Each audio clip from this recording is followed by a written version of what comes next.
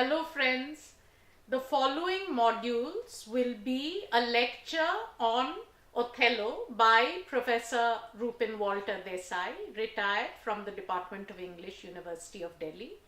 Professor Desai focuses on an often neglected side of the play Othello. If you read contemporary criticism on Othello, it deals primarily with issues of race and gender. However, Professor Desai looks at the military aspect of the play and how crucial that is as an understanding of what Coleridge called the motiveless malignity of the character of Iago. He also looks at elements like the age difference between Othello and Desdemona and how that could be a cause for a rift between the two of them. So I hope you enjoy this extremely original and incisive lecture on Shakespeare's great tragedy, Othello. Othello is perhaps can be regarded as Shakespeare's most remarkable play. One reason being that the hero is a black man. And in 17th century England, the blacks were, there were blacks in England, but not too many. And it's quite remarkable that the slave trade had already started in America. England was not involved directly, but indirectly. Yet, Shakespeare chose to make the hero, Othello, a black man. We also have another very prominent black character, Aaron, in an early play of Shakespeare's, Titus Andronicus. Those of you who are interested in the racial element in Shakespeare's plays might like to look at Titus and Andronicus in addition to Othello, of course. However, my emphasis in this introductory talk is not going to be so much on the racial element in Othello as in the military background to the play. Shakespeare wrote the play most probably in 1602. It was performed in 1604 in the presence of the king, James I. And as we look at the play today, many issues come to the surface. A close reading of the play suggests that the military background is very prominent. As many of you will recall, L.C. Knight's well-known, ironical and path-breaking essay, How Many Children Had Lady Macbeth?, seeks to frame the work of art within clearly defined boundaries, discouraging the reader from speculating on absence and insisting on focusing on presence. This kind of prescription, of course, works fairly well in plays like Macbeth and King Lear. But I'd like to suggest that in plays like Hamlet and Othello, the background is important and needs to be investigated by the alert reader. Let me give you one or two examples. At the very beginning of the play, Iago tells Roderigo that he has seen military action, along with Othello, in Rhodes and Cyprus. Act 1, Scene 1, line 29. Straight away, the alert reader should address himself or herself to the question, what was going on in Rhodes and Cyprus? Why does Shakespeare put these two places in prominence at the very commencement of the play? Now, the military background has been looked at by Henry Webb, John Robert Moot, Virginia Mason Wong, and Harold Bloom. Harold Bloom's is the most recent book, Shakespeare and the Invention of the Human. But, surprisingly, the Arden edition of Othello, edited by M.R. Ridley, has nothing to say on Rhodes and Cyprus. Let's then look a little carefully at this. Cyprus was invaded by the Turkish Navy. Please look at Act 1, Scene 3, lines 14 to 42. And they were repulsed by the tempest at sea in 1570. As you will recall, that is a feature in Shakespeare's Othello as well. But then the following year, they were able to invade the island. The psychological, metaphorical, theological aspects of the play, particularly Coleridge's famous phrase, the motiveless malignity of Iago, these have occupied critics for over 200 years. Unfortunately, eclipsing this military background.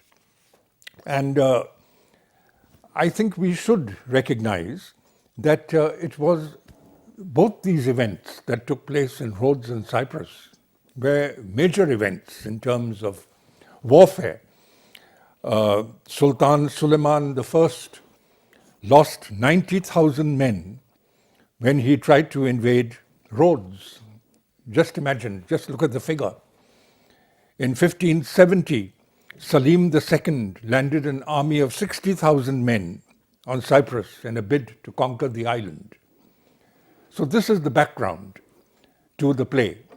And at the very commencement, we encounter this kind of an environment, because as all of you know, students of Othello, the action of the play begins in Venice, the Moor of Venice, that's the subtitle, but then it moves, as you all know, to Cyprus.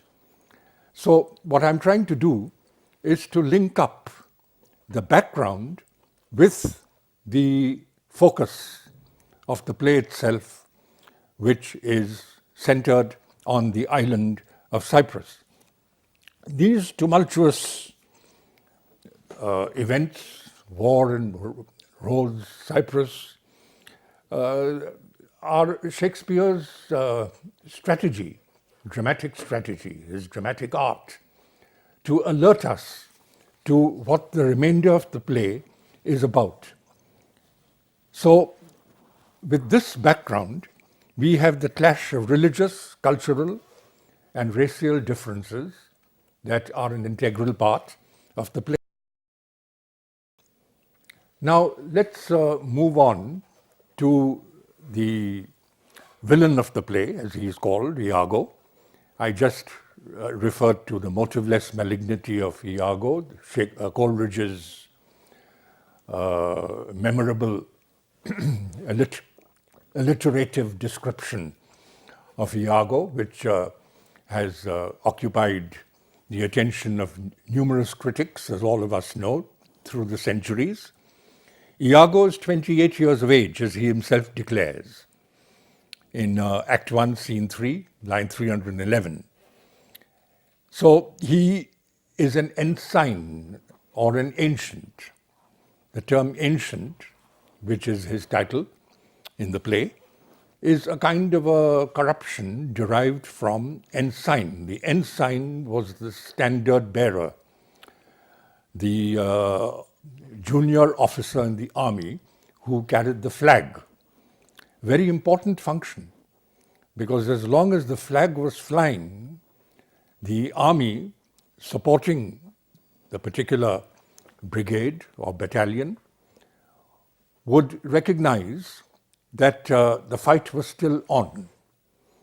But the moment the flag was lowered or was wrenched from the hand of the ensign, that would be a signal of, it would be a sort of a signal of impending catastrophe, of defeat, of fleeing from the enemy. So the duty of the ensign was to hold the banner aloft through all the vicissitudes of the combat in order to keep the morale of the men high. Let's look very briefly at Julius Caesar, where, as you all will recall, Cassius, an important character in the play, on the battlefield says that he had to kill his own ensign or ancient for turning back. I'll read the lines. Cassius kills his own ensign for turning back and deserting his pivotal role in the action. Oh, look, Titinius, look, the villains fly. Myself have to mine own turned enemy. This ensign here of mine was turning back. I slew the coward and did take it from him. So I'm trying to stress the significance of Iago's position in the army. Now, since I began by saying that the background of the play is the military setting, I'd like you all to consider briefly the structure of the Italian army, the Roman army. I should have said the Roman army because the Romans, as you all know, had tremendous martial skill, and it went on then to become the Italian army, and in England and the rest of Europe too, the Roman strategy of warfare was adopted. The ensign or the ancient was among the lowest ranks of commissioned officers. Then the highest rank was the general or the field marshal. Othello is a general. In between, I'll quickly go over the ranks. There was the lieutenant, the captain, Falstaff, if some of you may recall, is a captain. Then the lieutenant colonel, the brigadier, the major, and the lieutenant general, followed by the general. In the army, relationships between officers may not be based on friendship, but is based on comradeship. I'd like to distinguish between these two terms, friendship and comradeship. Friendship is something personal. Comradeship is a relationship within the context of a much larger, shall we say, structure, the army. And it's not connected with friendship. Officers who belong to the same battalion or the same regiment, they have a loyalty, first of all, to the regiment or the battalion.